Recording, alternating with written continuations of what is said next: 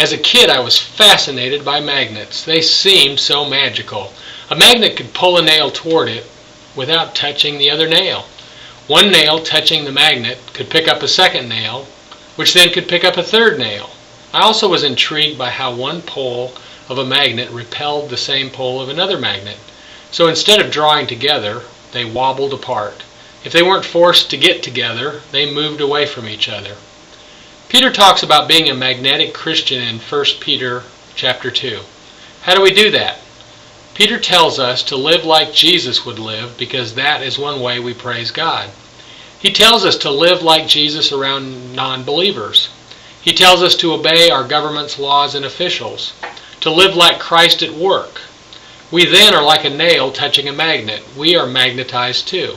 Some people are attracted to the Jesus magnet in us. Wouldn't it be great if that was always what happened?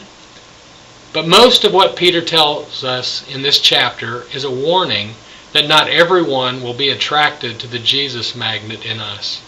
Just as some poles of magnets repel each other, many people will be repelled by the Jesus in us.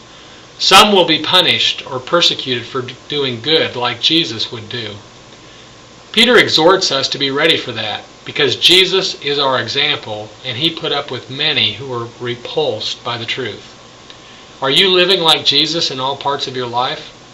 As someone once said, if being a Christian was a crime, would there be enough evidence to convict you?